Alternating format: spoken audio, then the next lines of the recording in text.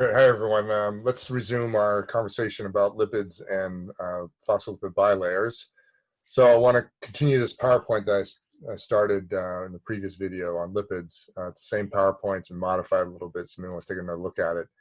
We're going to start here with phospholipids. Review real quick. Phospholipids, let's go ahead and look. I'm going to click on this link, and it's going to bring you to, where is it? There it is. This web page, which will allow you to go through and look at three-dimensional representations of the a bilayer, phospholipid bilayer, which is what membranes are made out of. And I just want to use this to illustrate a little bit about what bilayers actually look like. So let's look at this one, which is a fluid bilayer, which is probably a computer modeling of what an actual bilayer would look like under cell conditions, cellular conditions. There's no proteins in this bilayer, so this is not one representative of actual cell function, but it is basic idea of what a bilayer would look like under warm conditions. The green molecules here are water, and the tan and gray are the hydrophobic tails of the fatty acids in the phospholipids, and then the phospholipid head groups are up here, the red and gray components, which are hydrophilic. So you can see that these hydrophilic components interacting with water, and their hydrophobic tails are down here. And then the bilayer consists of two of these layers, another one which is oriented in the opposite direction, hydrophobic tails, hydrophilic head groups, and then water. And what this model is showing is just the water cut away from part of the phospholipids, so you can see the head groups there underneath the water here. So the water is actually there, obviously, just cut away so you can see it. All right. So here's what a bilayer would actually look like. You can see this is a jumble of hydrophobic tails in here, which are interacting and making hydrophobic bonds, but they're very, very transient and break and remake easily. So this is a bit of a jumbled mess in here. But this is hydrophobic in here, and all these tails are interacting, and they're very rapid kind of interaction, and the hydrophilic parts are up here.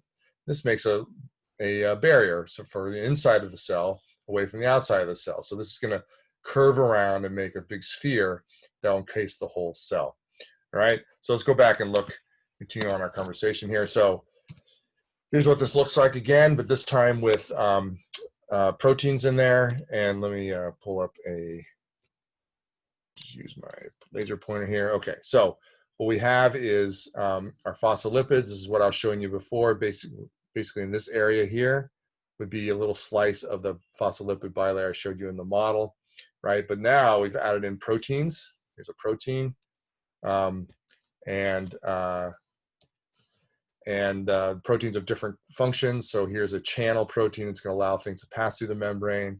Here's a peripheral membrane protein that's embedded in the membrane, anchored in it for some sort of cell function. And you can see the proteins have different pieces. Here's a alpha helix of a protein that's coiling through the membrane, et cetera. Okay, so there's all sorts of things going on here. It's glycolipids. Those are lipids that are modified with sugar molecules.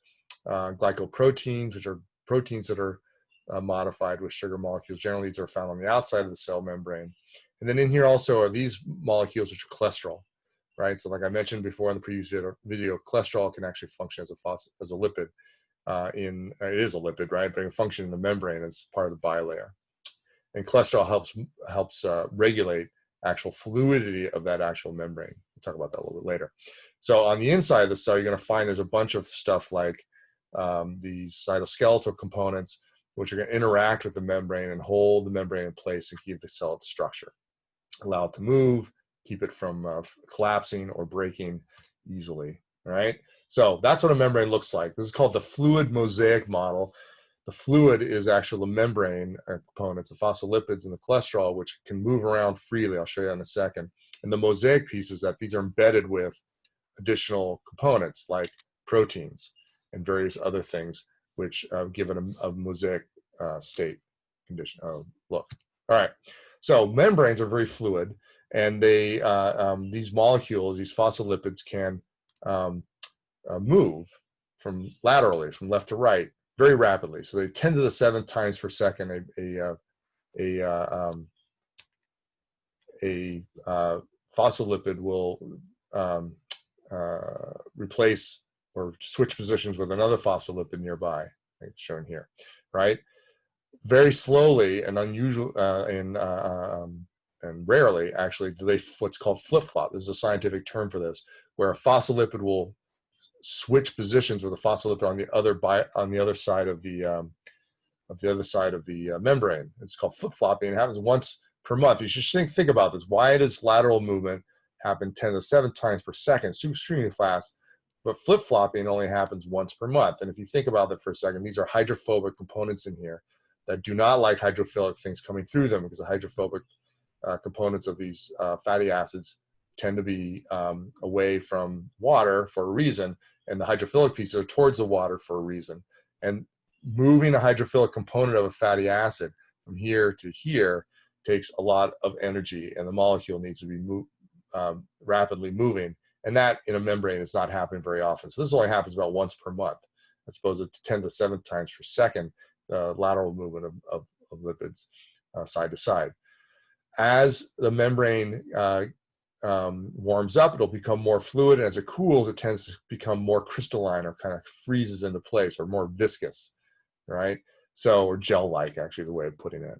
So membranes change their consistency according to temperature, and then you can also change their consistency according to how many unsaturated fatty acids. If you're again unsaturated fatty acid, then introduce curves or kinks, as we showed in the phospholipid, then this membrane can actually have more fluidity with it. You can see the phospholipid, the fatty acids are pushing away from each other because of these kinks, and they make this membrane more fluid. If you have a lot of saturated fatty acids, or even maybe trans fatty acids, well, you won't find trans fatty acids in membranes, but in fat areas, this is viscous. And these saturated fatty acids tend to pack easily and make the membrane more tight.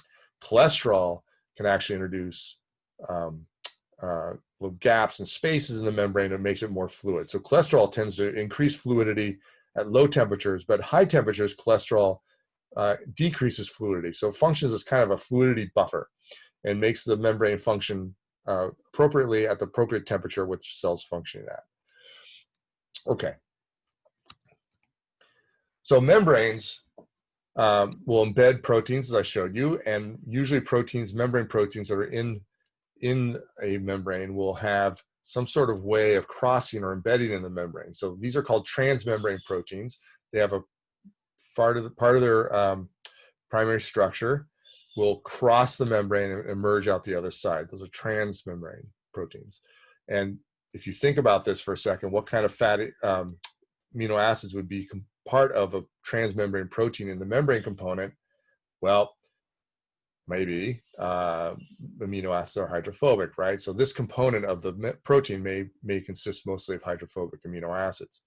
And you can have a protein has multi-spanning regions. This is 3 regions that are functioning as embedded in the membrane, 3 regions here, right? And then this one has 1, 2, 3, 4, 5. This one has multiple regions. These are probably alpha helices that cross the membrane here. All right, so those are transmembrane proteins. You have membrane proteins that are also embedded as part of the membrane. The John Kirk website showing membrane structure shows some of those. And then you can also have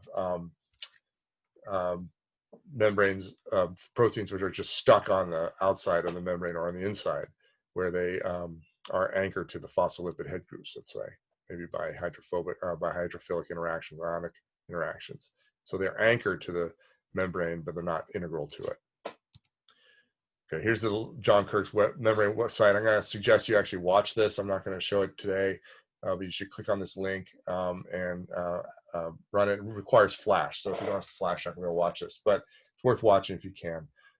He shows different ways of assembling membranes in an animated style. It's pretty clear. All right, so membrane proteins can be associated with membranes. They have all sorts of different functions, as you might imagine. Membranes are really good at separating stuff from inside to outside, and you'd be thinking a little bit about what membranes separate, what can cross membranes. We'll talk about that a little bit later. But think a little bit about what the proteins are doing, because proteins are embedded with the membrane. Maybe they're involved with helping bring things in and out of the membrane, out of the cell. So transport, You can have enzymes that are anchored at the membrane, so enzymatic activities can be occurring at the membrane. Signal transduction, bringing signals from the outside to the inside of the cell, like for hormones, for example, would function signal transduction. These orange pumpkin seeds might be hormones, and this is the receptor for those hormones, and they can't cross the membrane themselves, so they use a receptor to transmit a signal inside the cell. We'll talk about that later on in the class. Cell-cell recognition, cells anchoring each other or recognizing each other by protein-protein interaction between membranes. Coronavirus, actually, which is not a cell, but does the same thing. Coronaviruses recognize a particular protein on the surface of cells, ACE2 protein, and they use their spike protein to do that recognition, and then that allows them to infect cells that have ACE2 protein on them, which are a lot of respiratory system cells, actually. So this is why coronaviruses target respiratory cells. And then you can have joining between membranes between cells that are next to each other, so they're anchored next to each other, they make up a tissue, let's say. And then membrane proteins can actually function to interact with the extracellular matrix or the intracellular matrix, cytoskeleton, to give the cell integrity and anchor it in place wherever it's located, whatever it's doing. So here it is again, membrane complexity, showing all that I just talked about.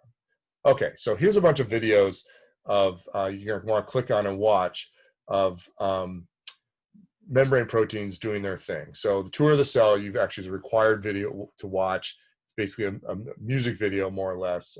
There's a narrated version and a music-only version. Just shows cells doing their thing, and it shows a lot of what the membranes are doing. There's also other stuff going on in it, but it really illustrates really well what membranes are doing.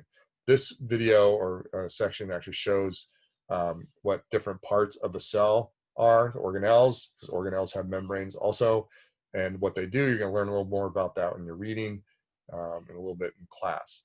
And then these are a bunch of different membrane proteins are doing different things, and they show the structures of these and what's going on. So watch those when you have a chance. All right, let's stop there for this part, and we will continue this later.